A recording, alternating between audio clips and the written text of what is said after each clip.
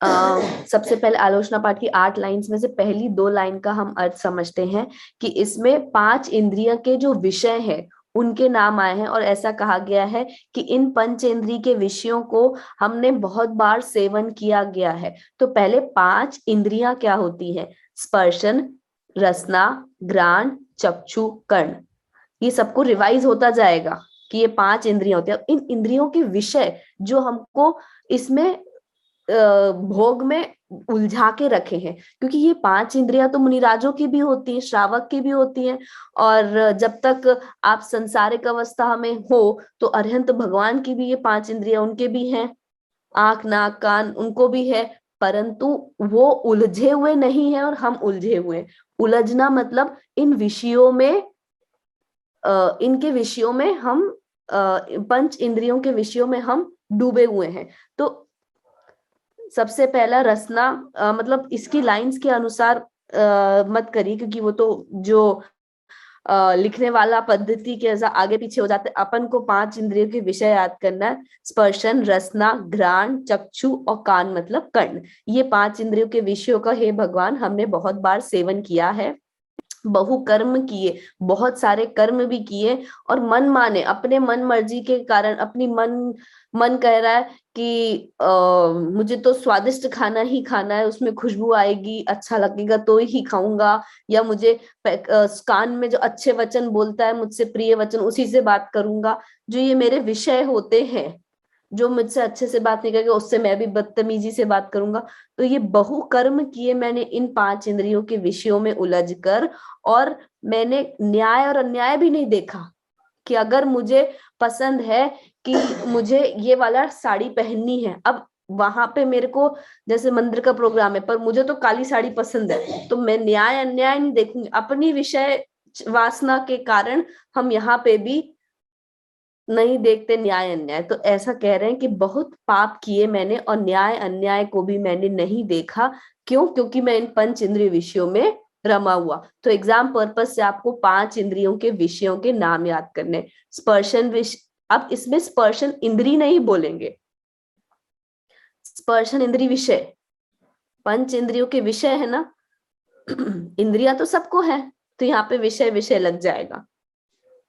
तो पंच इंद्रिय में स्पर्शन, रसना, घ्राण, चक्षु, कर्ण, कर्ण इंद्रिय, विषय, विषय शब्द आना चाहिए। अब यहीं पे जब हम अभी पंच परमेष्टि का स्वरूप समझेंगे तो वहां पे 5 इंद्रिय विजय आता है। जब साधु परमेष्टि के 28 मूल गुण पढ़ेंगे तो 5 इंद्रिय विजय, तो उन्होंने इंद्रियों को जीत लिया है। अभी हमने इंद्रियों को नहीं जीता, हम तो इंद्रियों में उलझे हुए हैं, उनके विषयों में डूबे हुए हैं। आया आप सबको समझ में? तो फर्स्ट लाइन में से लर्न करने हो 5 इंद्रिय के विषय। सेकंड, पंच उदंबर खाए मधु मास मद चित चाय, नहीं अष्ट मूल गुणधारी विसनन सिए दुखकारी। अब 5 उदंबर फल कौन से होते हैं? पहले तो 5 उदंबर फल की परिभाषा हम समझते हैं।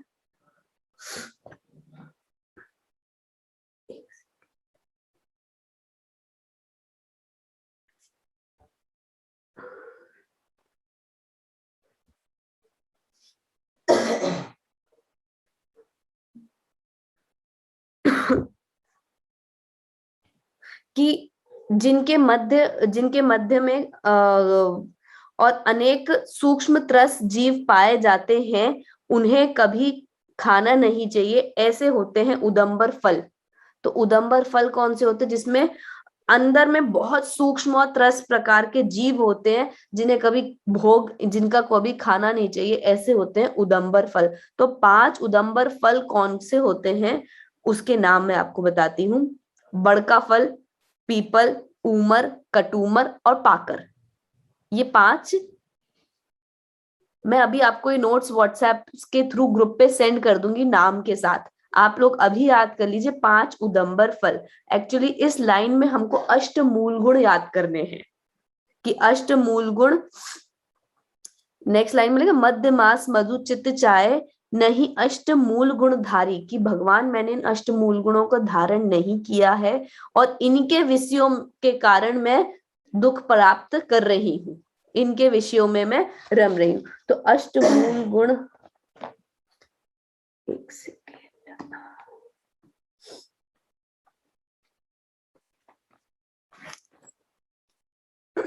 अगर आप लोगों के पास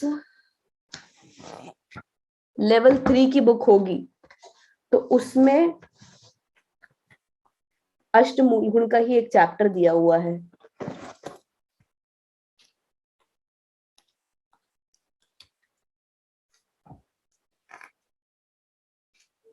हाँ, श्रावक के अष्टमूल गुण। मध्य मास मधु तो आप सबको पता ही है, मध्य मतलब मदिरा, मास मतलब नॉनवेज, और जिस मास में जिसमें त्रस्त जीवों का घात, हिंसा होती है, निरंतर त्रस्त जीव उत्पन्न भी, मास मतलब सिर्फ नॉनवेज भी नहीं, उसमें निरंतर त्रस्त जीव उत्पन्न होके मरते रहते हैं, तो उसे कहेंगे हम मास। मध्य मास, मांस खाने का दोष, साथ ही उसके परिणाम भी क्रूर होते हैं। अंडे को भी मांस में लिया जाता है, यहाँ पे तो लिखा है, अपन तो मानते हैं, आजकल नहीं मानते हैं।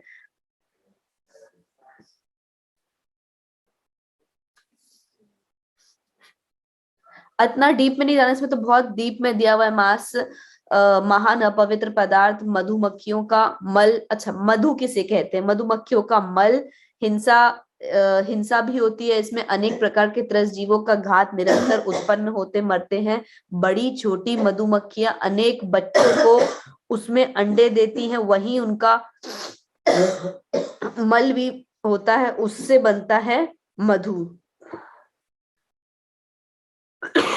इसका उपयोग खाने में, दवाइयों में, सौंदर्य के पदार्थों में होता है। यह सब हमें छूना योग्य भी नहीं है, मतलब छूने योग्य भी नहीं है हनी के आइटम, ये लिखा है यहाँ पे। तो मैं तो कुछ नहीं कह रही, जो ग्रंथ में, मतलब जो जिनवाणी में दिया है उसमें बोल रही हूँ। और जनरली इस चीज को आजकल लोग फॉलो नहीं करना चाहते कि नहीं दवाई में तो चल जाता है, दवाई नहीं तो फिर ब्यूटी प्रोडक्ट्स में तो हनी चल ही जाता है, खाएंगे नहीं हम डायरेक्ट, बट इसमें चल जाता है। पर यहाँ पे अष्ट मूल गुण, 8 मूल गुण हमारे को पालन करना ही करना चाहिए। अगर हम इनका पालन नहीं, पालन मतलब इनको त्यागना ही त्यागना चाहिए। मध्य मास मधु और पंच उदंबर फल, अगर हम उसका सेवन करते हैं तो यहाँ पे लाइन लिखी है, आलोचना पाठ रोज हम पढ़ते हैं, नहीं अष्ट मूल गुण धारी, मैंने इनको धारण नहीं किया, जिनके विसन सिए दुखकारी, खूब दुख मैंने इनके कारण भोगे। तो अभी हमको 8 मूल गुण में क्या याद करना है,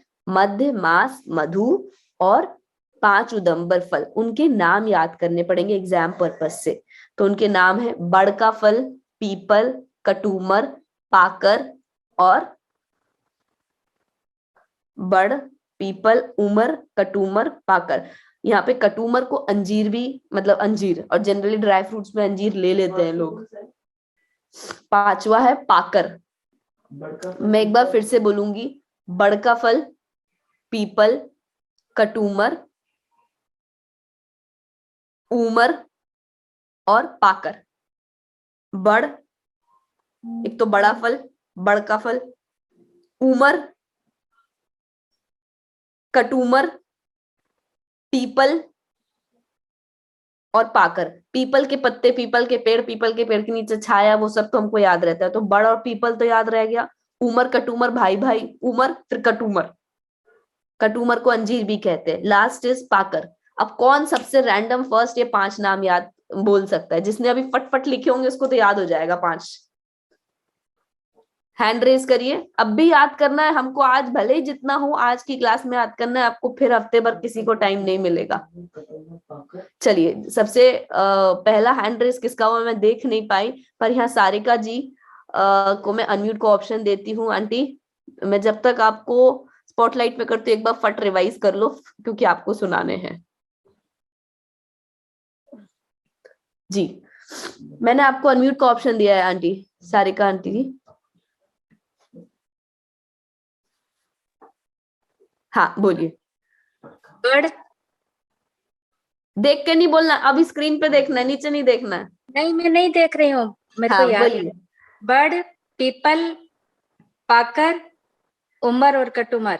बिल्कुल सही। बड़, पीपल, पाकर, उमर और कटुमर। इन्होंने सीक्वेंस भी समझा दी कि बड़, पीपल और पाकर, प पहले याद कर लो, फिर उमर कटुमर लास्ट में। चलिए, बहुत ही बढ़िया आपने आंसर दिया आंटी। आगे बढ़ते हैं हम।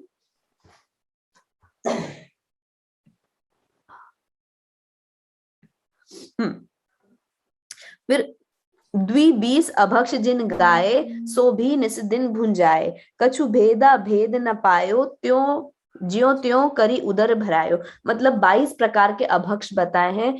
यहाँ पे अभक्ष भक्ष का अलग ही हम एक चैप्टर लेंगे, इसीलिए मैंने अभी नहीं इस चीज का खुलासा किया। भक्ष कितने प्रकार के होते हैं, इसमें त्रस घात, बहुघात, अनुपसेव्य, वो भी 5 प्रकार के अभक्ष होते हैं। और 22 प्रकार के अभक्ष जो शास्त्र में आए हैं, ज्ञानानंद शाउकाचार्य जी, रत्नकरण शाउकाचार्य,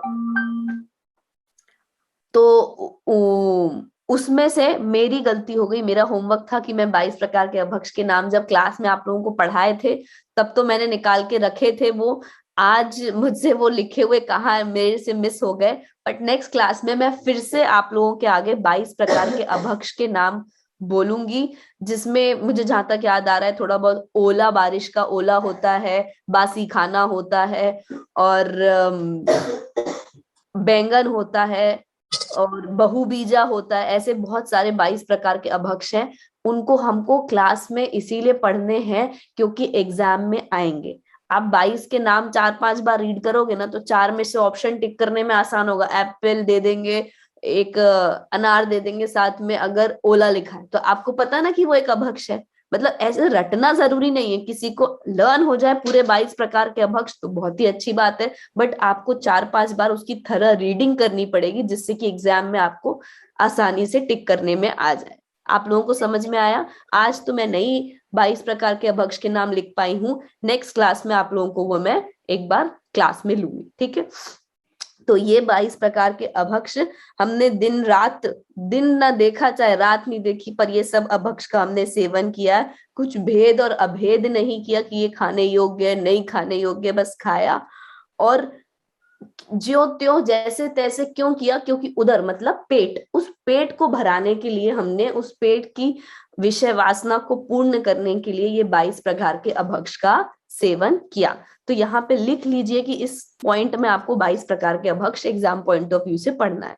नेक्स्ट, अनंतानु जू बंदी जानो, प्रत्या अप्रत्याख्यान नो, संजुलन चोकरी गुनिये, सब भेद जू षोडश मुनिये। मतलब इसके साथ ना नेक्स्ट लाइन भी ले लेते हैं, सो दैट आप लोगों को याद करने में आसानी रहेगी। उसके बाद लिखा है, परिहास अरति रति शोग, भय ग्लानि ति वेद संयोग। पन 20, यहां मुझे समझाना था, पन 20 मतलब 25, जो भेद भय इम, इनके वश पाप किए हम। ये जो 25 कषाय है,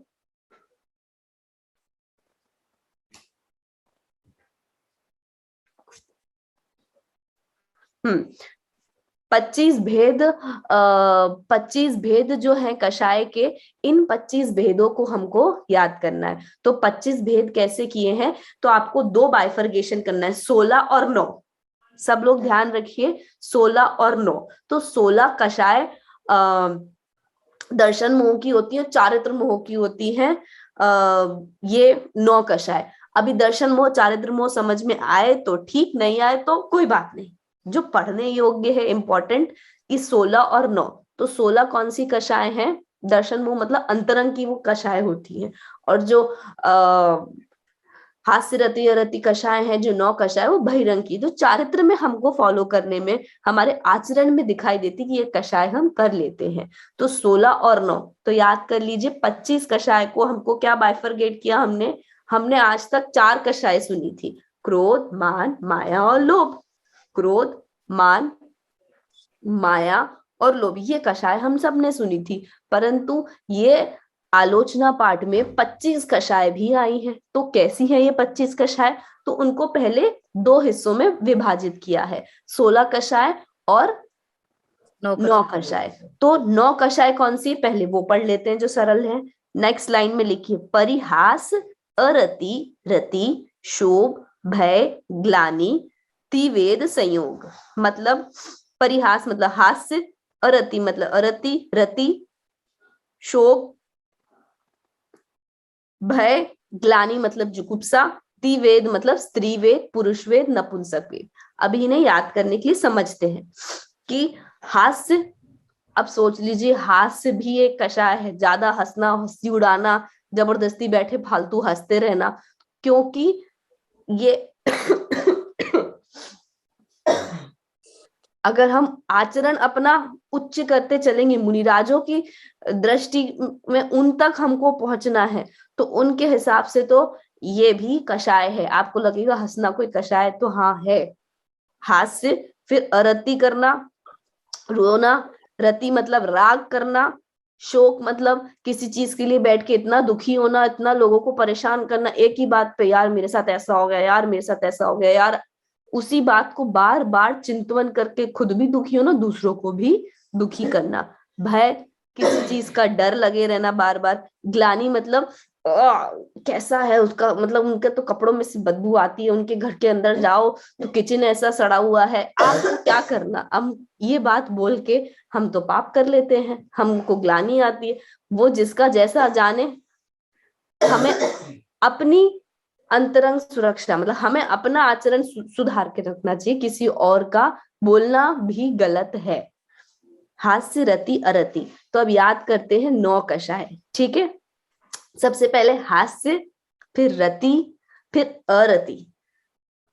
पहले हास्य मतलब इसके हिसाब से हास्य, रति, अरति, रति अरति, शोक की मतलब शोक मतलब शोक वाला शोक, शौक वाला कि मुझे किसी चीज का शौक लग गया, वो नहीं, शोक मतलब दुख। हास्य, रति, अरति याद कर लीजिए, अभी पूछूंगी मैं आप लोगों से, लिखेंगे तो जल्दी याद हो जाएगा। 4 पहले लिख लो, 9 अलग लिखना। तो हास्य, रति, अरति, शोक, ये 4 एक साथ लिख लीजिए याद करने के लिए। हास्य, रति, अरति, शोक। फिर आता है भय और ग्लानि। भय और ग्लानि, और 3 वेद तो आ ही जाएंगे, स्त्री वेद, पुरुष वेद, नपुंसक वेद। लोगों को इस चीज का भी घमंड हो जाता है कि मैं स्त्री हूं, मैं पुरुष हूं, मैं नपुंसक हूं, तो उस चीज को भी यहाँ पे कषाय कहा गया है।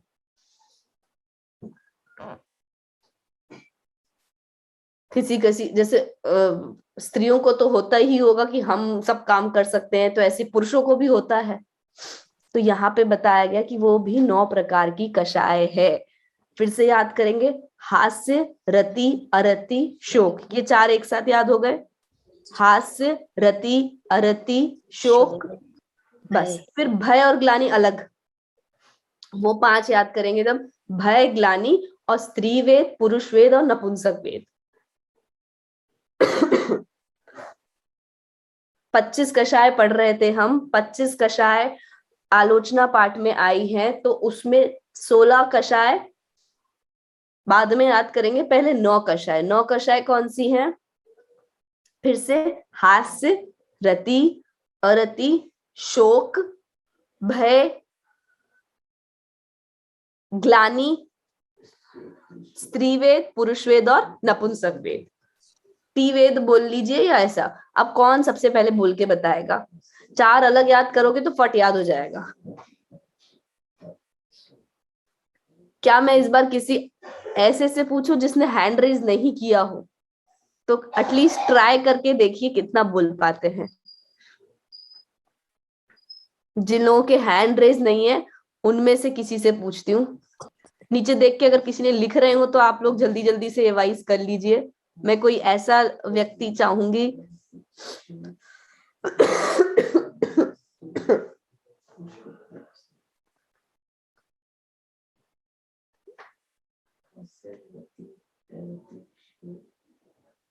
चलिए श्वेता भाभी, आपने हैंड रेज नहीं किया है, आपसे पूछूंगी। मैंने कहा था मैं किसी ऐसे से पूछूंगी जिसने हैंड रेज नहीं किया हो। मैं जब तक आपको स्पॉटलाइट में रखती हूँ, आप एक बार रिवाइज कर लो। चलिए भाभी, कहाँ गया भाभी? ओ अब भाभी मैंने आपको अनम्यूट का ऑप्शन दिया है। जय जिनेन्द्र। जय जिनेन्द्र। 9 कषाय के नाम आपको बताने हैं। हाँ ठीक है। हास्य, रति, अरति, शोक, भय। बिल्कुल सही, ये 4 याद हो गई आपको। फिर अब 5 बताइए। भय, ग्लानि, त्रिवेद में स्त्रीवेद, नरवेद और नपुंसक। हाँ, नर मतलब मनुष्य, स्त्री हाँ, मतलब पुरुष, मनुष्य नहीं, पुरुष हाँ, पुरुष और स्त्री पुरुष और नपुंसक। नपुंसक। जी, बहुत ही बढ़िया उत्तर दिया। कषाय कितनी होती हैं? 25 कसाई होती है, 16 हाँ, प्लस 25 से 16 प्लस 9। अब अपन आगे बढ़ते हैं कि ये 16 कषाय कैसी होती है। बाकी सब लोग अपना हैंड डाउन कर लीजिए। अब जो हैंड रेस करेंगे उन्हीं से पूछूंगी, ऐसा चीटिंग नहीं करूंगी। चलिए, अब हम समझते हैं कि 16 कषाय कौन सी होती। तो 16 कषाय को भी ना 4 और 4 को मल्टीप्लाई करके 16 होती है। 4 4 जा 16। तो कौन सी 4 कषाय में 4 को गुना किया है? तो जो कौन सी 4 मेन होती है उनके नाम यहाँ पे नीचे दिए हुए हैं। अनंतानुबंधी, अप्रत्याख्यान, प्रत्याख्यान। यहाँ पे सीक्वेंस के हिसाब से पहले प्रत्याख्यान दे दिया। लर्न करने के लिए आप लोग पहले अप्रत्याख्यान याद करिएगा, फिर प्रत्याख्यान और फिर संज्वलन। इन चारों कषायों को हम और डीप में पढ़ेंगे जब हम 10 धर्म का चैप्टर पढ़ेंगे। हमारे इस एग्जाम पॉइंट ऑफ व्यू से 10 धर्म को हम पढ़ेंगे जब, तो उसमें डिटेल्ड में आया है कि ये 10 धर्म को हमको अनंतानुबंधी, अप्रत्याख्यान, प्रत्याख्यान और संजुलन के मंद होने से होंगे। 10 धर्म अपने अंदर अंतरंग में फॉलो एक्चुअल कैसे होंगे, तब होगा। आज सिर्फ नाम याद करना है क्योंकि मुझे बहुत सारा पढ़ाना है। तो आप लोग याद कर लीजिए। अनंतानुबंधी, अनंत संसार को बढ़ाने वाला होता है ये, कि हम अनंतानुबंधी वाली क्रोध, मान, माया, लोभ, इन 4 में इन क्रोध, मान, माया, लोभ जो हमने हमेशा से कषाय सुनी थी उनमें इनको मल्टीप्लाई करना है। तो अनंतानुबंधी में क्रोध, मान, माया, लोभ, फिर अप्रत्याख्यान वाली कषाय में भी क्रोध, मान, माया, लोभ, फिर प्रत्याख्यान में भी क्रोध, मान, माया, मतलब क्रोध, मान, माया, लोभ इन चारों में लगी है। तब तो होगा 4 4 जा 16। सिर्फ 4 और 4 को प्लस कर दोगे तो 8 हो जाएगा। गुना करना है। क्या आप लोगों को समझ में? यहाँ पे लाइन भी दी हुई है, मतलब एक एक शब्द कितने बढ़िया तरीके से इसको वर्णन किया गया है कि किसी को कंफ्यूजन नहीं हो। यहाँ पे देखिए, लिखिए संजुलन चोकरी, मतलब 4 को 4 टाइम्स गुनिए, मतलब मल्टीप्लाई, कि पूरी लाइन में अर्थ दिया हुआ है। अगर हम एक एक शब्द को समझ के पढ़ते हैं तो कितना आनंद, और अपने को आंसर वहीं के वहीं मिल जाएगा। ग्रंथ पढ़ने की या अलग से स्वाध्याय करने की जरूरत नहीं। इस आलोचना पाठ में इतना रस भरा हुआ है। चलिए, तो 16 कैसे हुआ? 4 अनंतानुबंधी, अप्रत्याख्यान, प्रत्याख्यान और संजुलन। बोलिए, अनंतानुबंधी, अनंत संसार को बढ़ाने वाला है ये। सबसे पहले पता है अनंतानुबंधी वाली क्रोध, मान, माया, लोभ जाती है। एक कषाय चौकड़ी पूरी चली गई। एक कषाय नहीं जाती है, एक कषाय चौकड़ी जाती है। बताओ क्यों? क्योंकि एक अनंतानुबंधी में 4 कषाय जुड़ी हुई हैं, तो ये चारों, तो एक कषाय चौकड़ी का अभाव होता है तो हमारा गुणस्थान बढ़ता है। फिर 2 कषाय चौकड़ी का अभाव होता है तो और हम ऊंचे चढ़ते हैं। ऐसे ही हम श्रावक, मतलब मिथ्या दृष्टि से श्रावक, श्रावक से सम्यक दृष्टि, सम्यक दृष्टि से मुनिराज, मुनिराज भी व्रति, अव्रति, जो ये 14 गुणस्थान होते हैं वो भी हमें समझ में आ जाएंगे अगर ये हम कषाय चौकड़ी का पाठ समझ लिए तो सबसे पहले अनंतानुबंधी, फिर अप्रत्याख्यान, फिर प्रत्याख्यान और संजुलन। प्रत्याख्यान और अप्रत्याख्यान मतलब, ख्यान मतलब त्यागना, तो एक देश त्यागना और कुछ लिमिट में त्यागना, थोड़ा थोड़ा। वो जब हम डिटेल पढ़ेंगे अभी 10 धर्म वाले पाठ में, तब मैं आपको अच्छे से समझाऊंगी। अभी आप सिर्फ नाम याद कर लीजिए। अनंतानुबंधी, अप्रत्याख्यान, प्रत्याख्यान और संजुलन। इन 4 को हमको मल्टीप्लाई करेंगे क्रोध, मान, माया, लोभ से, तब हमारी 16 कषाय हो जाएंगी। क्या सबको समझ में आया 16 कषाय कैसे हुई और 9 कषाय कैसे हुई? हास्य, रति, अरति, शोक, भय, ग्लानि और स्त्रीवेद, स्त्री, पुरुष और नपुंसक। नपुंसक। अब ये 25 कषाय हमारी यहाँ पे ओवर हो गई। मतलब आज का जो हमारा 4 लाइंस के अंदर जितना लर्न करने का मटेरियल था एग्जाम पॉइंट ऑफ व्यू से, अगर अभी तक किसी ने नहीं लिखा हो तो फटफट लिख लीजिए, मैं बोल रही हूँ यहाँ से। 5 इंद्रिय विषय, स्पर्शन रसना ग्राण चक्षु कर्णेंद्रिय विषय, फिर 5 उदंबर फल और 3 मध्यमास मधु, मतलब 8 मूल गुण, श्रावक के 8 मूल गुण। आपको ये याद रखने हैं एग्जाम के लिए।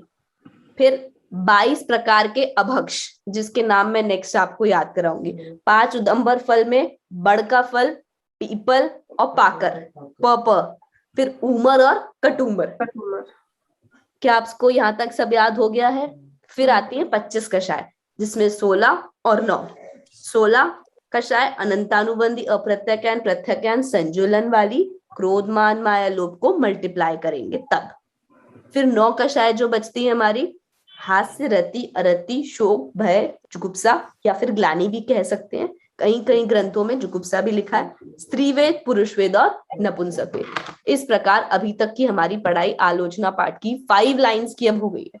मैंने आज बोला था 4 लेंगे, पर क्योंकि वो कंटिन्यूएशन में थी इसलिए हमारी 10 लाइंस कंप्लीट हो गई, 5 स्टैंजर्स। ठीक है, चलिए इतना आप सबने लिख लिया होगा। देखिए मैंने कैसे बनाया, अगर आपने भी ऐसे ही नोट्स बनाए होंगे, मेरी राइटिंग पे मत जाइएगा।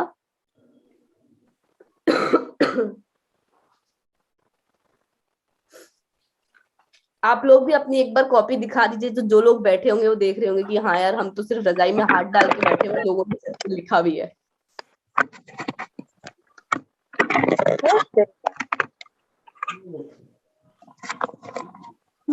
चलिए, एक्चुअली इस क्लास का हमने पर्पस ही ये रखा है कि हमको पढ़ाई करनी है। एग्जैक्टली मतलब लर्न करके अपने जीवन में उतारना है, सिर्फ रीड करके स्वाध्याय नहीं करना है। इसीलिए हम रिवीजन क्लासेस पे भी इतना फोकस कर रहे हैं और इसीलिए हम एग्जाम भी आप लोगों का लेंगे। चलिए अब हमारा विषय आगे बढ़ता है, पंच परमेष्टि।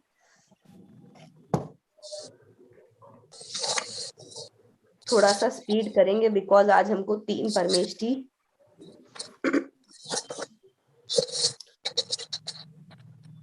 अगर आप लोगों के पास लेवल 3 की पुस्तक है, जहां तक हमने सभी के पास ग्रंथ पहुंचा दिए थे ऑनलाइन, मैं यहां से स्क्रीन शेयर करूंगी।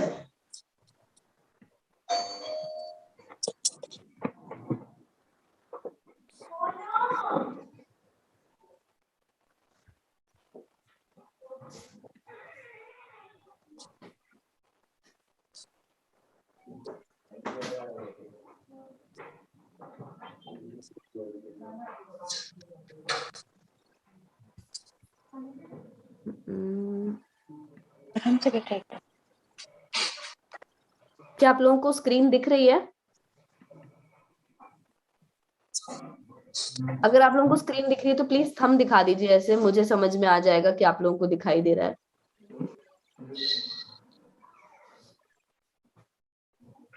हाँ, पूरी स्क्रीन दिखाई दे रही है कि सिर्फ आधा हिस्सा दिखाई दे रहा है? पूरा दिखाई दे रहा है? हाँ, चलिए। परमेष्टि कितने होते हैं? 5 परमेष्टि होते हैं। ये सब हम पढ़ चुके थे। अरहंत परमेष्टि, सिद्ध परमेष्टि की परिभाषा, उनके मूल गुण, और सिद्ध परमेष्टि उनकी परिभाषा, उनके मूल गुण, ये सब हम पिछले सेमेस्टर फर्स्ट लेवल का जो हमारा एग्जाम था उसमें हम दे चुके थे। अब हमको जो पढ़ना था वो आचार्य परमेष्टि किसे कहते हैं। तो जो सम्यक दर्शन, सम्यक ज्ञान, सम्यक चारित्र की अधिकता से प्रधान पद को प्राप्त हुए हैं, जो मुनियों के संघ के नायक हुए हैं, जो मुख्यपने शुद्धोपयोग को साधते हैं, और जब शुद्धोपयोग से बाहर उनका ध्यान आता है तो धर्मोपदेश देंगे, या फिर दीक्षा देंगे, या फिर प्रायश्चित विधि से प्रायश्चित देंगे, और ये सब काम भी वो करुणा बुद्धि से करेंगे। धर्म के लोभी जीवों के लिए दीक्षा देने वाले को योग्य जान के ही दीक्षा देंगे। अपने दोष प्रकट करने वाले को प्रायश्चित विधि से शुद्ध करेंगे। ऐसे आचरण करने और कराने वाले को आचार्य कहते हैं। जो मेन लर्न करने योग्य परिभाषा है वो ये वाला पेज है, आचार्य किसे कहते हैं। अभी हम कक्षा के माध्यम से पढ़ चुके, समझ चुके, आज हमें सिर्फ और सिर्फ लर्न करना है। देखते हैं कौन सबसे पहले लर्न करके ये परिभाषा सुनाएगा। सबसे पहले करिए जो। एक्शंस के साथ करेंगे तो आप लोगों को जल्दी याद होगा, लिखवाऊंगी भी मैं, पर आप लोग पहले एक्शंस के साथ याद करिए। जो सम्यक दर्शन, सम्यक दर्शन, सम्यक दर्शन, सम्यक दर्शन, सम्यक ज्ञान, सम्यक ज्ञान, सम्यक चारित्र सम्यक चारित्र की प्रधानता से मुनि संघ के नायक हुए हैं। मुनि संघ के नायक हुए हैं। फिर से मैं बोलूंगी। जो सम्यक दर्शन, नहीं, सम्यक ज्ञान, सम्यक चारित्र की प्रधानता, मतलब जिनमें अधिकता हुई है, प्रधानता से अधिकता से मुनि संघ के नायक हुए हैं। 3 पॉइंट्स हो गए। जो सम्यक दर्शन, सम्यक ज्ञान, सम्यक चारित्र की प्रधानता से मुनि संघ के नायक हुए हैं। ममता भाभी आप हैंड रेस कर रहे हो, कुछ डाउट है क्या? एक सेकेंड, मैं आपको अनम्यूट का ऑप्शन देती हूँ। हाँ भाभी बोलो। हाँ, जय जिनेंद्र मैम। हाँ जय जिनेंद्र। ये ना पंच उदंबर फूल आज तक नहीं समझ में आया, सिर्फ एक अंजीर समझ में आता है और कुछ नहीं समझ में आया। भाभी क्या होता अभी मैं आपकी बात बिल्कुल सही मान गई हूँ। ये कौन से फल होते हैं? कुछ ऐसे फल होते हैं जिनकी फोटोज मैं आपको शेयर करूंगी तो देख के समझ में आएगा। हमने तो ऐसे कभी देखे ही नहीं है, हम लोग ये चीज खाते ही नहीं है। उसमें से अंजीर इसीलिए कॉमन है, पीपल इसीलिए कॉमन है, पीपल का पेड़, क्योंकि ये हमें दिखता है। हाँ हाँ, उसे कौन? उसमें क्या दोष होता है वो आप जानना चाहते हो पीपल के फल में? हाँ, नहीं, पीपल के पेड़ में। पीपल के फल की बात करिए। पीपल का फल भी होता है क्या? हाँ, अरे पीपल का फल ऐसा और येलो कलर का होता है, जो मतलब मैंने तो इसलिए देखा है क्योंकि मेरे स्कूल में पीपल का पेड़ था, जहाँ नीचे ऑटो का वेट करते तो वहीं से गिरता भी था वो फल, और वो गंदगी भी उसकी येलो येलो सब जगह होती है, एकदम चिपचिपा सा, ऐसा अजीब सा होता है। लेकिन हमने भी पीपल का पेड़ देखा, लेकिन फल नहीं देखा। पता नहीं, मैंने तो देखा है। मैं आपको इसकी फोटोज शेयर करूंगी, जब आपको समझ में आएगा कि ये कौन से होते हैं पंचउदंबर फल। नाम हमेशा हमने सुने हैं, पर डिस्क्रिप्शन तभी देख के समझ में आएगा। मतलब मेरी जनरेशन वाला तो, मैं तो ऐसा रटा हुआ नहीं चलता, तो मेरे को देख के समझ में आता है। तो मैं वो फोटोज आप लोगों को आगे शेयर करूंगी पांचउदंबर फल की, तब आप लोगों को समझ में आएगा, है ना भाभी? ठीक है, चलिए। जो सम्यक दर्शन, सम्यक ज्ञान, सम्यक चारित्र, मतलब 3 रत्नात्रय की प्रधानता को प्राप्त करके मुनि संघ के नायक हुए हैं। मुख्य पने तो शुद्धोपयोग में, मतलब इंपॉर्टेंटली वो उनका ध्यान कहाँ रहता है? शुद्धोपयोग में। इसकी परिभाषा को थोड़ा अच्छे से याद करेंगे तो हमें सेकंड उपाध्याय परमेष्ठी की परिभाषा भी जल्दी याद हो जाएगी कि मुख्य पने तो किसमें है? वो शुद्धोपयोग में। उपयोग उनका शुद्धोपयोग में रहेगा। जब कभी थोड़ा सा राग का अंश होता है कि वो शुद्धोपयोग से हटते हैं और बाह्य शुभोपयोग में, शुद्ध और शुभ, यहाँ पे एक बार पहले हम जब सिद्ध परमेष्ठी आचार्य उपाध्याय परमेष्ठी की परिभाषा पढ़ते वहां उपयोग आया था 3 प्रकार के, समझने की अपेक्षा से। शुद्ध उपयोग, शुभ उपयोग और अशुभ उपयोग। तो यहाँ पे कह रहे हैं शुद्धोपयोग। ये जो लाइन दी गई है मुनिराजों के लिए, आचार्य परमेष्ठी 99% ऐसा कहते हैं कि 90% तो वो शुद्धोपयोग में ही लीन रहते हैं, और फिर जो 10% वो शुभ उपयोग में आते हैं। तब करुणा बुद्धि से वो 3 काम करते हैं। कौन से? एक तो धर्म का उपदेश देंगे, और कब? किसको? योग्य जान के, हर किसी को उपदेश नहीं देंगे।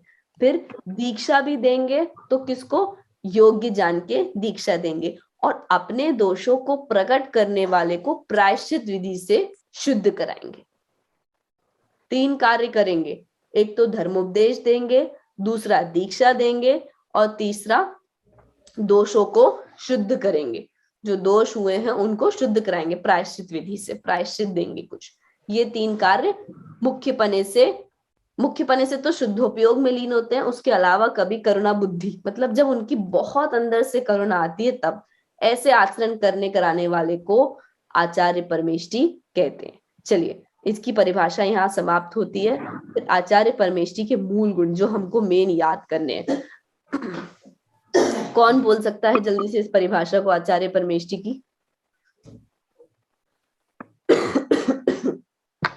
थोड़ी डिफिकल्ट है, 2 ही हैंड रेज हुए हैं। देख के बोल देना थोड़ा बहुत, पर हैंड रेज तो करो, कोशिश तो करो आप लोग। मैंने इतनी देर स्क्रीन पे रखी थी, अभी तक तो फटफट डेफिनेशन लिख लेनी चाहिए थी देख के आप लोगों को। एक बार वापस पीछे करती हूँ, शायद रीड करके फिर हो जाए किसी को याद। चलिए नया जो हैंड रेज हुआ है उसको लूंगी, बिकॉज उन्होंने कोशिश करी कि चलो कैसे तैसे मैं बोलने की कोशिश करती हूँ। मैंने अनम्यूट का ऑप्शन दिया है और आपको स्पॉटलाइट में भी रखा है। संगीता भाभी जी ट्राई करिए। देख के बोलूंगी थोड़ा सा। हाँ बिल्कुल बिल्कुल, कोई बात नहीं। जो सम्यक दर्शन, सम्यक ज्ञान, सम्यक चारित्रा की अधिकता जिनमें होती है, जो संघ के नायक होती है, जो शिक्षा दीक्षा और प्रायश्चित देते हैं और धर्म का उपदेश देते हैं और दीक्षा देते हैं और प्रायश्चित देते हैं। हाँ मतलब ये शिक्षा दीक्षा और जो आपने 3 शब्द बोले थे उसके अपेक्षा अगर आप बोलेंगे जो धर्म का उपदेश देते हैं, जो दीक्षा देते हैं और दोषों को शुद्ध कराने के लिए अपने अंदर जो दोष प्रकट हुए प्रायश्चित विधि से जो शुद्धि कराते हैं। हाँ। ऐसे आचरण करने और कराने वाले को आचार्य परमेष्टि, मतलब अपने दोष प्रकट करने वाले को प्रायश्चित देते हैं, यही ना? बिल्कुल बिल्कुल बिल्कुल, जी जी जी। शिक्षा, एक्चुअली जो शिक्षा शब्द था वो अभी उपाध्याय परमेष्टि के लिए हमें रखना है, उनकी परिभाषा में इसका मुख्य प्रायश्चित। हाँ ठीक ठीक ठीक, उपाध्याय परमेष्टि, ठीक बिल्कुल बिल्कुल ठीक। हाँ चलिए आपने बिल्कुल सही उत्तर दिया, भले ही देख के, परंतु आपने अंदर से मानस बनाया कि मैं उत्तर दूंगी इस बात के लिए, मैं आपके लिए क्लैप करूंगी कि कोशिश आपने करी है। अब आपको एग्जाम में याद रहेगा कि हाँ ये परिभाषा मैंने याद करी थी। ठीक ठीक। प्लीज स्क्रीन पे कोई मत कुछ करिए, बिकॉज उस वजह से फिर मुझे एक्चुअली इसको हटाने में बहुत देर लगेगी, और कोई बात नहीं। अभी आप सबको निमित्त स्क्रीन शेयर करनी पड़ेगी।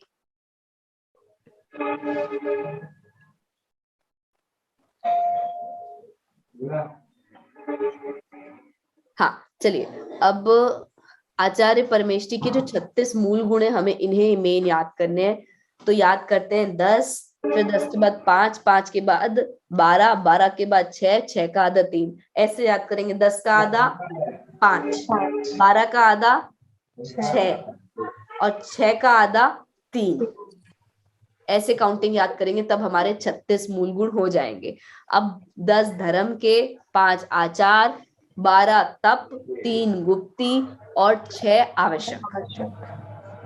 फिर से याद करेंगे 10 धर्म के, 10 धर्म के बाद 5 आचार, 12 प्रकार के तप, 3 प्रकार की गुप्ती, पहले 6 प्रकार के आवश्यक, 12 का आधा 6 और 6 का आधा 3। प्लीज स्क्रीन पे मत लिखिए। 5 आचार, हाँ 12 तप और 6 आवश्यक। अब 10 धर्म कौन से होते हैं? तो हम सबको 10 धर्म के नाम याद है, मैं फिर रिपीट नहीं करूंगी। उत्तम, क्षमा, मार्दव, आर्जव, सत्य, शौच, संयम, तप, त्याग, आकिंचन। ये 10 धर्म अभी हम एक बार पुनः पढ़ेंगे। 12 प्रकार के तप, 12 प्रकार के तप होते हैं जिसमें 6 को डिवाइड करना है, ये याद करने योग्य है। मैं लिख के नाम आप लोगों को व्हाट्सएप पे सेंड कर दूंगी जिससे कि आप लोगों को सरल रहेगा। 12 प्रकार के तप होते हैं जिसमें 6 और 6 2 विभाजित किए। ये पीडीएफ फाइल में नहीं है, ये आपकी जिनवाणी में भी नहीं मिलेगा, परंतु एग्जाम पॉइंट ऑफ व्यू से हमने क्लास में बहुत अच्छे से पढ़ा था तो एग्जाम में आ सकता है। 12 प्रकार के तप कौन से होते हैं? 6 अंतरंग तप होते हैं, 6 बहिरंग तप होते हैं। जो 6 अंतरंग तप होते हैं वो हमको दिखाई नहीं देते, वो अंतरंग में आचार्य परमेष्ठी अपने फॉलो करते हैं। ये आचार्य परमेष्ठी के मूल गुण मतलब उनकी क्वालिटीज हम पढ़ रहे हैं। तो बाह्य 6 तप कौन से होते हैं वो मैं आप लोगों को बता देती हूँ। अनशन, अमोदर्य, रस परित्याग, विविक्त सह्यासन, काय क्लेश। एक सेकेंड, मैं आप लोगों को बताती।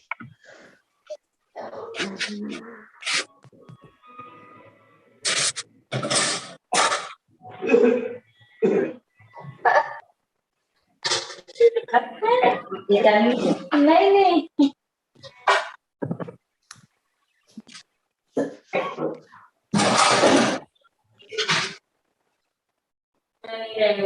मुझे 22 प्रकार के अभक्ष के नाम भी ले गए, अपना पौधा इतना तेज था। मम्मी मुझे मिल कुछ और गया। एक खुशी देखो। आप लोग प्लीज किसी की घर की आवाज चल रही हो तो म्यूट कर लीजिए।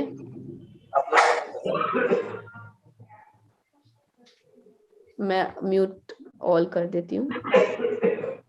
हाँ, एक सेकेंड।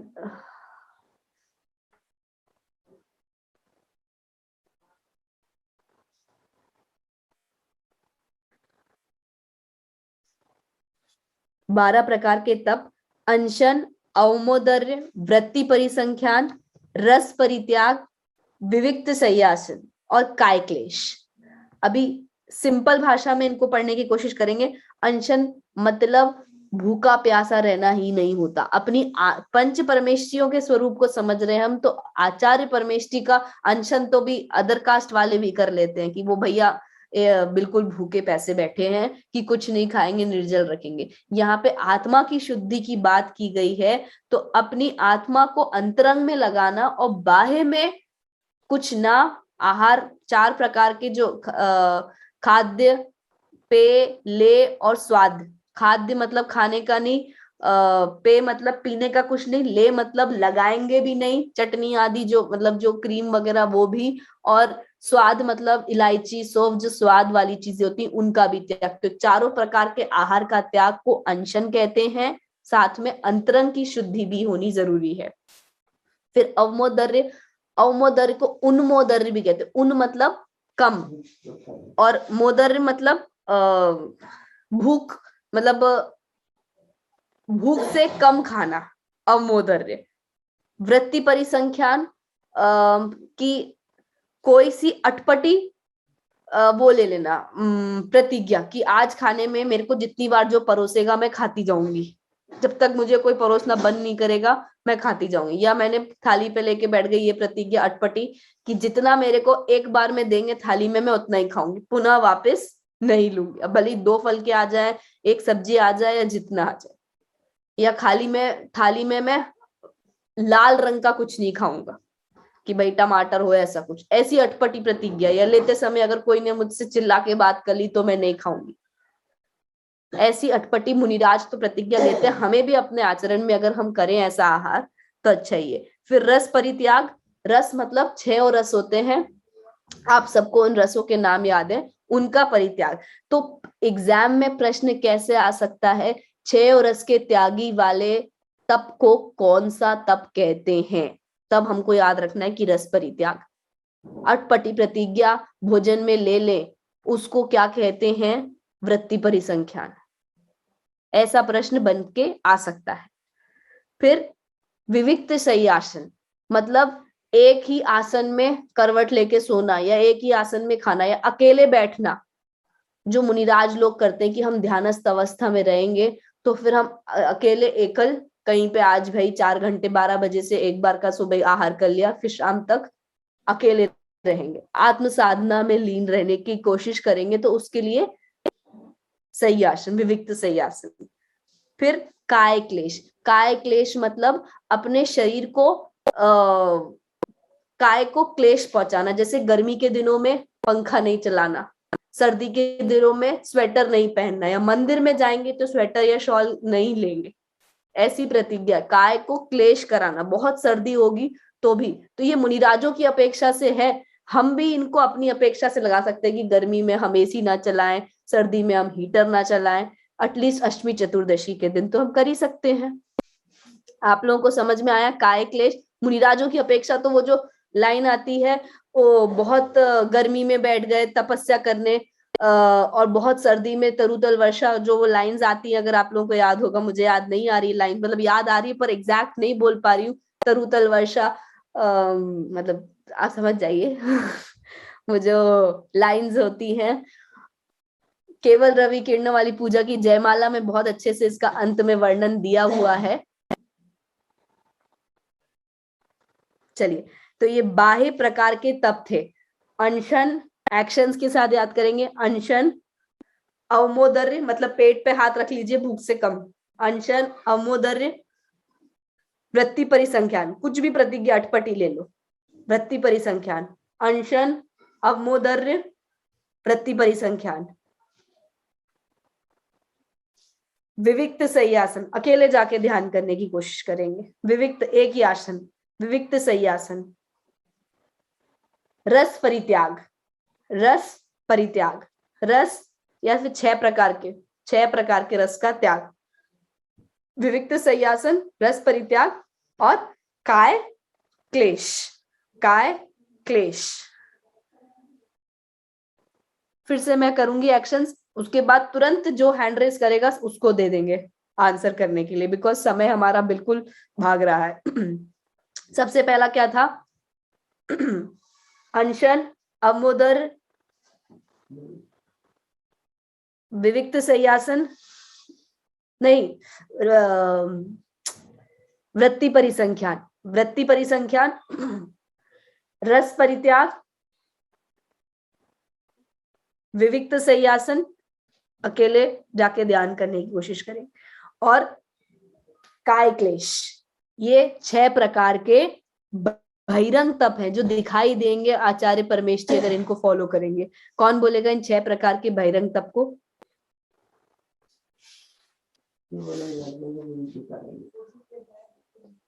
6 प्रकार के बहिरंग तप।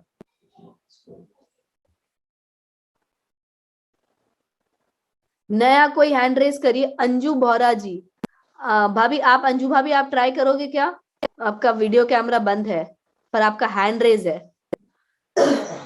शांति देवी काला, आंटी जी आपको मैं अनम्यूट का ऑप्शन दे रही हूँ, आपने तुरंत हैंड रेज किया है। मैंने आपको शांति देवी काला जी आपको अनम्यूट का ऑप्शन दिया है। आप वीडियो कैमरा ऑन करेंगे आंटी जी? अंजू आंटी ने भी हैंड रेस किया हुआ है, उनका भी वीडियो कैमरा ऑन हो गया है। मैं पहले उनको चांस दे देती हूँ। अंजू आंटी, मैंने आपको स्पॉटलाइट में किया है, अनम्यूट का ऑप्शन भी दिया है, एंड स्पॉटलाइट में कर रही हूं मैं। जी बोलिए, 6 प्रकार के बहिरंग तप।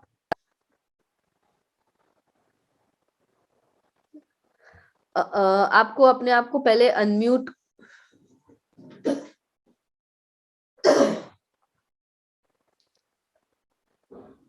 हाँ बोलिए। नहीं, आपको वहां से अपने आप को प्रेस करना पड़ेगा, म्यूट के ऑप्शन पे क्लिक करिए।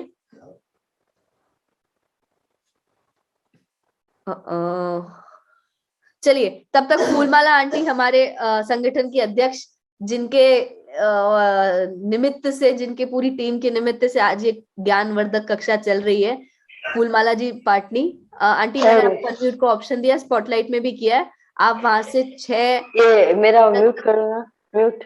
हाँ हो गया, हो गया। आप बोलिए बोलिए बोलिए।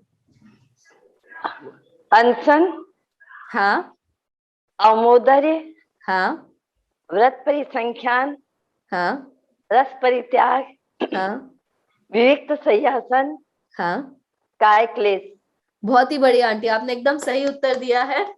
आप सबको याद हो जाने चाहिए, ये एग्जाम में भी याद करके, नहीं तो आप रिवाइज करिए, बिकॉज ये सब लाइफ लॉन्ग काम आएगा। कि हाँ, ये हम जो तपस्याएं करते हैं, हमको सिर्फ पता होता क्या है, एक अनशन पता होता है और एक रस परित्याग, क्योंकि वो हम करते हैं, एक उपवास करते हैं और एक रस छोड़ के, बाकी के नाम तो गुलमूल मुनिराजों के आवश्यक है, हम वो याद करें, हम क्यों याद करें। ऐसा नहीं है, हमको अगर उन जैसा बनना है, उनके मार्ग पे चलना है, तो उनकी लाइफ स्पैन कैसी है और कैसे वो पहुंचे, वो तो याद रखना ही पड़ेगा ना। चलिए, अब अंतरंग तप को बोलकर आप सबसे परमिशन लूं, अगर 15 मिनट्स एक्स्ट्रा क्लास ले लें, क्योंकि रिवीजन क्लास है तो अच्छा रहेगा। सिर्फ उपाध्याय परमेष्टि आज कंप्लीट कर लेंगे, अगर सबका हैंड रेज आ जाता है, या आप लोग थंब दिखा दीजिए। ओनली 15 मिनट्स एक्स्ट्रा, सिर्फ उपाध्याय परमेष्टि, साधु परमेष्टि नहीं। मुझे भी याद कराना है, स्पीड में नहीं भगाना है, बट अगर सब लोग का मनोबल बनता है कि हाँ हम 7 बजे से बैठे हैं, कि भाई पानी भी नहीं पिया, प्यास भी लग रही है, बाथरूम भी आ रही है, तो 15 मिनट और एक्सटेंड करूं। 1 मिनट का आपको 2 मिनट का गैप दे देंगे कि हम एक घूम के आ सकते हैं। हमारा जो ऑनलाइन क्लासेस लगती थी तो उसमें 2-2 घंटे के शिविर होते थे, तो उसमें तो हमको 15 मिनट्स का गैप दे देते थे कि आप 15 मिनट्स जाके पानी पी के आ जाइए, बट ऑनलाइन ही रहना है, एंड 2 आवर्स की वो क्लास होती थी। चलिए, अब अपन पहले रस परित्याग, ये अपने बाह्य तप याद कर लिए हमने 6। अब अंतरंग के जो 6 तप हैं उनके नाम याद करेंगे हम। प्रायश्चित, विनय, वैयावृत्त, स्वाध्याय, व्युत्सर्ग और ध्यान। अब प्रायश्चित किसे कहते हैं? प्रायश्चित तो आचार्य परमेष्टि तो प्रायश्चित देते हैं, तो उनको खुद को कैसा प्रायश्चित, ये सोचने वाली बात है। तो यहाँ पे आचार्य परमेष्टि को भी प्रायश्चित नाम का अंतरंग तप इसीलिए है कि वो भी अपने अंदर कोई दोष हो तो उनको प्रकट कर सकते हैं, और अपनी आत्मा को शुद्ध करने के लिए और अपने आचरण को नियमित शुद्ध करते जाएं। जैसे आज उन्होंने इतना मन में विचार किया कि मुझे मतलब ऐसा आचरण करना था और उनका नहीं हुआ, या और आगे मैं शुद्धि करूंगा, तो वो मन ही मन के अंतरंग के करने वाला प्रायश्चित आचार्य परमेष्टि को भी होता है। फिर विनय, तो विनय यहाँ पे 4 प्रकार की होती है विनय। दर्शन विनय, ज्ञान विनय। ज्ञान विनय मतलब मुनिराज को भी ऐसा ज्ञान विनय कि वो पुस्तक को शुद्ध अवस्था में पकड़ेंगे, या अगर वो पढ़ा रहे हैं या प्रवचन कर रहे हैं तो वो समय देखकर, जैसे सामायिक भी करेंगे तो जो समय होगा, ज्ञान की विनय तब आएगी जब सही समय पे सही टाइम अनुसार वो कार्य हो, कि भाई जिस समय सामायिक करने का समय हो उसी समय हम विनय करें, मतलब उसी समय पढ़ें, तो वो ज्ञान विनय। दर्शन विनय, अभी डिटेलिंग में नहीं जाऊंगी मैं, पर विनय मतलब अंदर से जब आपके बहुत बहुमान आता है किसी चीज को लेकर, तो आचार्य परमेष्टि को हर चीज का बहुमान है, कि भाई किसी को धर्म की बात समझाने का, धर्म को आगे मार्ग बढ़ाने का, या फिर ज्ञानवर्धक ज्ञान विनय। तो प्रायश्चित, विनय, वैयावृत्ति। तो अब वैयावृत्ति तो वो दूसरों से कराते, वो किसकी वैयावृत्ति करेंगे?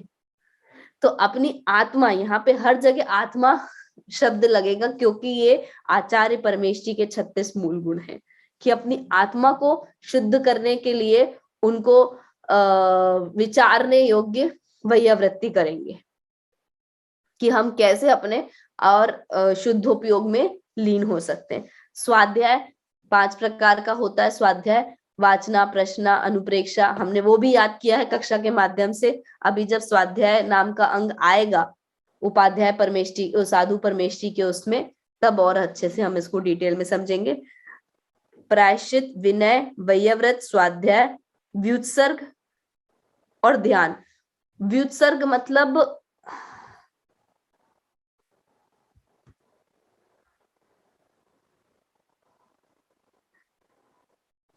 एक सेकेंड,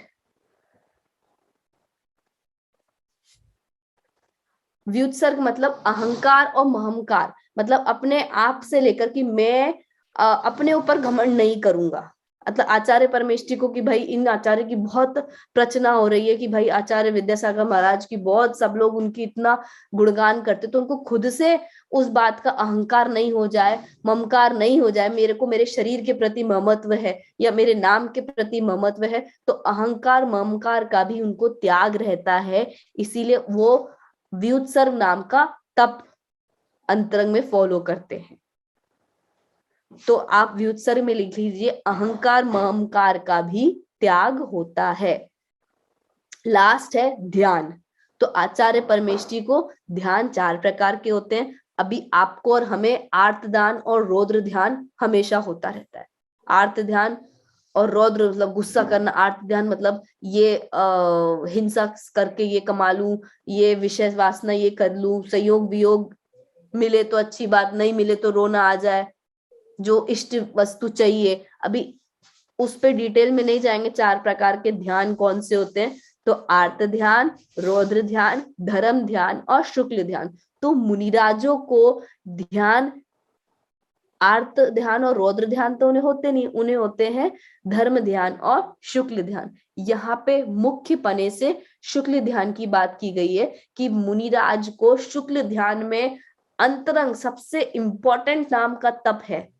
अगर 12 प्रकार के तप में से प्रश्न आता है कि सबसे इंपॉर्टेंट तप कौन सा है, तो आप लोग सोचिए कौन सा तप होगा? ध्यान। क्यों? क्योंकि ध्यान ही है ऐसा जो अगर आपने एकदम शुक्ल ध्यान में आरूढ़ हो गए तो अंतर मुहूर्त में विद इन 48 मिनट्स आपको केवल ज्ञान प्राप्त हो सकता है। इतनी पकड़ है ये ध्यान वाला जो तप है उसमें।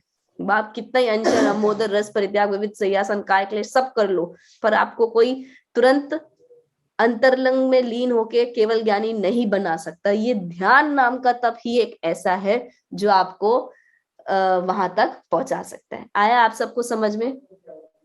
चलिए, ये हमारे हुए बाह्य तप, ओ सॉरी अंतरंग तप। एक बार नाम फिर से इनके बोलूंगी मैं।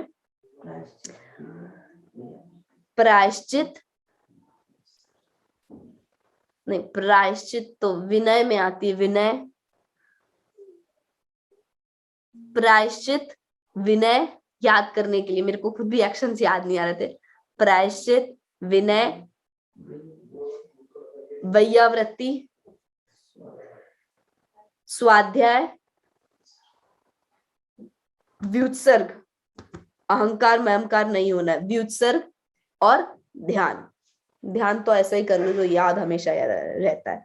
फिर से प्रायश्चित, विनय, प्रायश्चित, विनय, वैयावृत्ति, व्युत्सर्ग नहीं, पहले स्वाध्याय फिर व्युत्सर्ग और ध्यान। पहले 3 वापस से बोलूंगी, थोड़ा डिफिकल्ट है। प्रायश्चित, विनय, वैयावृत्ति। फिर से प्रायश्चित। किसी को बोर तो नहीं हो रहा है कि आज तो एक ही बात को खींचे जा रही है? एग्जाम के पॉइंट ऑफ व्यू से याद करने के लिए आपको लाइफ लॉन्ग याद रहेगा। कब कभी आपको पढ़ने में आएगा कहीं कौन सी जगह लाइन, तो शायद याद आ जाए, अपन ने कक्षा के माध्यम से लर्न किया था। अंतरंग तप याद कर रहे हैं हम। 12 प्रकार के तप में से 6 अंतरंग तप, प्रायश्चित, विनय, वैयावृत्ति, स्वाध्याय, व्युत्सर्ग, व्युत्सर्ग नहीं करना है, और ध्यान। चलिए, 6 प्रकार के बहिरंग तप तो हम पहले कर चुके थे। अंतरंग तप है जो अंतरंग में ही फॉलो होते, दिखाई नहीं देते हैं।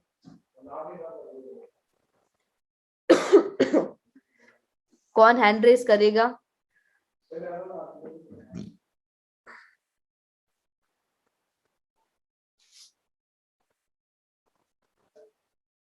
बहुत सारे लोगों के हैंड रेज आ गए हैं।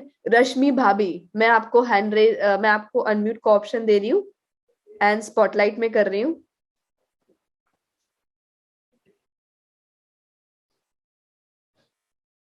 हाँ, चलिए भाभी आप ट्राई करिए। बाह्य सॉरी अंतरंग तप, आपको वहां से अनम्यूट पे क्लिक करना पड़ेगा भाभी। हाँ जी आंटी बोलिए। प्रायश्चित, हाँ विनय, बिल्कुल, वैयावृत्ति, हाँ स्वाध्याय, हाँ विसर्ग, हाँ, ध्यान। बहुत ही बढ़िया, एकदम सही आपने एक्शंस के साथ जो आंसर दिया, बहुत ही बढ़िया, एकदम बढ़िया। मतलब आपको याद हो गया, आपने बिना देखे एक्शंस को याद करने की कोशिश करी। चलिए, अब जो हमने अभी तक पढ़ा है उसको ही रिवाइज करेंगे, आगे का नहीं पढ़ेंगे, समय हमारा हो चुका है।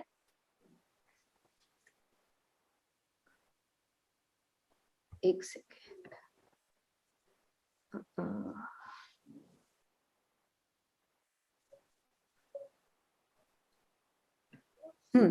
चलिए, अभी तक हमने जो चीजें पढ़ी हैं वो हमने आलोचना पाठ में से कुछ चीजें पढ़ी थी। उसके बाद हमने आचार्य परमेष्टि की परिभाषा को याद किया। आचार्य परमेष्टि के 36 मूल गुण कैसे होते हैं, 10 धर्म के और 5 आचार। 5 आचार के नाम याद कर लेते हैं। अच्छा, अभी तो हमारा कुछ पोर्शन बचा है। 6 आवश्यक भी बचे हैं, 3 गुप्ती भी बचा है। 12 प्रकार के सिर्फ तप ही हुए हैं। 10 धर्म, 12 प्रकार के तप, 5 आचार, उनके नाम याद करा दे, ज्ञानाचार, दर्शनाचार। चलिए, मैं इसको आप लोगों को डिटेल्ड भेज दूंगी कि आप लोग, उम्मीद करूंगी कि आप हफ्ते भर में इनको पढ़ लें।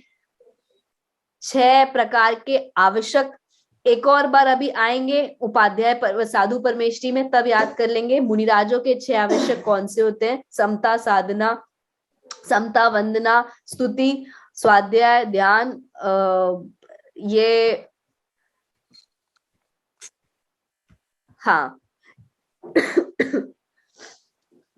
5 आचार, 6 आवश्यक और 3 गुप्ती, ये 36 मूल गुण आचार्य परमेष्टि के। उपाध्याय परमेष्टि के 25 मूल गुण होते हैं। और उपाध्याय परमेष्टि जो पढ़ाने वाले शुद्धोपयोग में तो लीन रहते ही हैं, जब कभी शुद्धोपयोग से वो बाह्य में आते हैं तो उनका मुख्य कार्य होता है पढ़ना, मतलब स्वयं स्वाध्याय करना, स्वाध्याय कराना।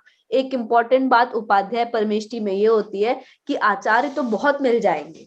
अभी भी आपको पता है आचार्य विद्यासागर, आचार्य विशुद्ध सागर, प्रमाण सागर, सब आचार्य, पर उपाध्याय परमेष्टि हमने सुने हैं क्या? मतलब बहुत लिमिट में होते हैं उपाध्याय परमेष्टि, जो स्वयं पढ़ते भी हैं और पढ़ाने का भी ज्ञान रखते हैं।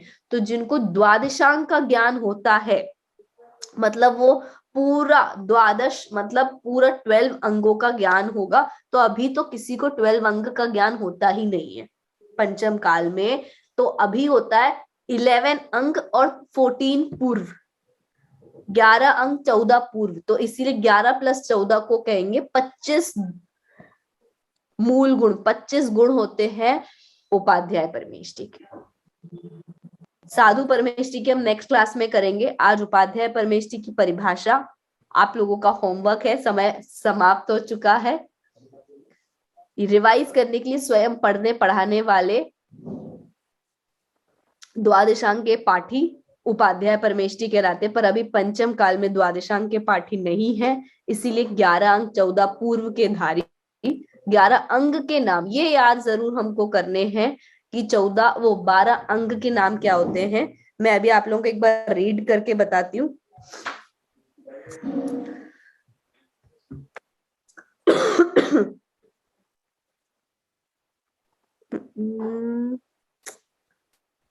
आई थिंक मैंने स्क्रीनशॉट लिया था कहीं तो। हाँ, आचारांग, सूत्रतांग, स्थानांग, समवायांग, भगवती ज्ञाता, उपासक दशांग, अंतकृतंग दशा। आप इसको भी रीड कर लीजिए, मत लर्न करिए। अगर रीड करेंगे तो आपको एग्जाम में आंसर करना आसान होगा। ये 12 प्रकार के अंग हैं, जिसमें से अभी 12 किसी को नहीं होते, जिनको पूरा 12 होते हैं उसे द्वादशांग कहते हैं। और अगर आपको गणधर याद है कि जो भगवान के समूह शरण में गणधर होते हैं, जो मुनिराजों की हाईएस्ट कैटेगरी जिसे कहते हैं गणधर, जिनको होता है द्वादशांग का ज्ञान, मतलब पूरे 12 अंग का ज्ञान अगर किसी को है तो वो गणधर मुनिराज जो समूह शरण में होते हैं, जो भगवान की पूरी वाणी को झेलते हैं।